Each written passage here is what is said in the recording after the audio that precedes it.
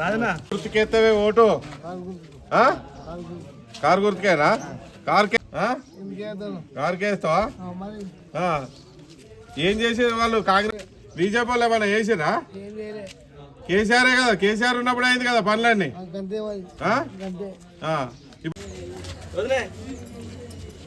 అక్క దేనికేస్తావు ఓటు? కారుతో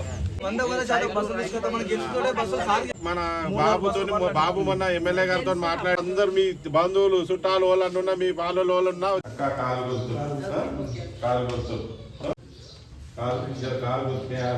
కేసీఆర్ కారు బాబు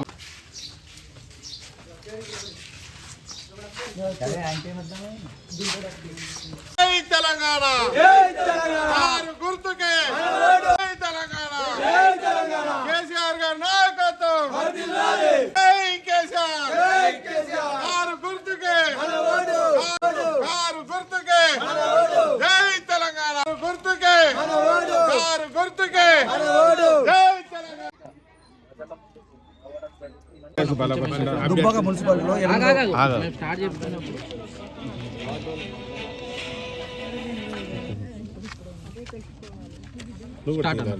దుబ్బాక మున్సిపాలిటీలో ధర్మాజిపేట 8వ వార్డులో బూరుబాబు నేను బీఆర్ఎస్ అభ్యర్థిగా కొత్త ప్రభాకర్ రెడ్డి గారు బలపరిచిన క్యాండిడేట్గా మున్సిపాలిటీ వార్డులో అభివృద్ధి ఏదైనా చేయడానికి నేను సిద్ధంగా ఉన్నాను.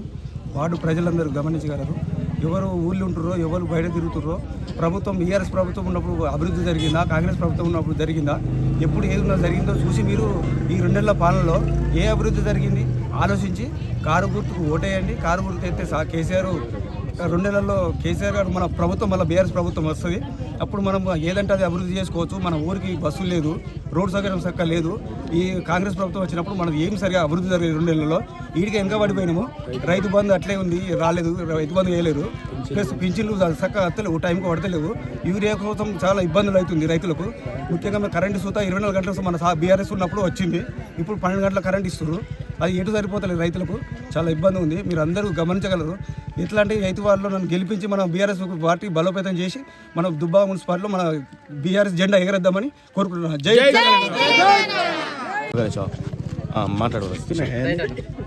దుబ్బాక మున్సిపాలిటీ పరిధిలోని 8వ వార్డు బీఆర్ఎస్ అభ్యర్థిగా బూరు బాబును అధిష్టానం కేటాయించడం జరిగింది.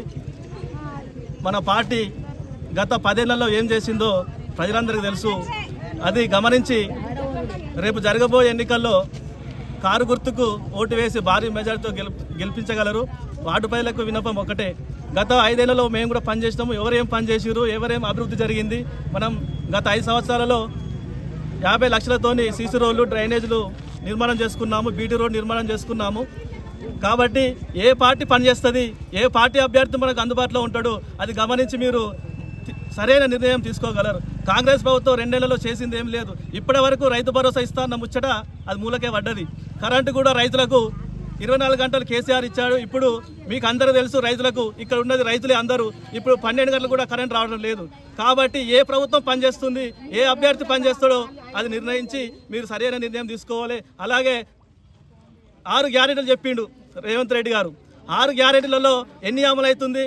ఒక బస్సు తప్ప, ఒక కరెంటు తప్ప అన్ని మూలక పడ్డాయి. తులం బంగారం అన్నాడు, కళ్యాణ లక్ష్మి అన్నాడు. కళ్యాణ లక్ష్మి చెక్కు పెళ్ళయి సంవత్సరమైనా ఇప్పటికి చెక్కులు రాని పరిస్థితిలో ఉంది ప్రభుత్వం.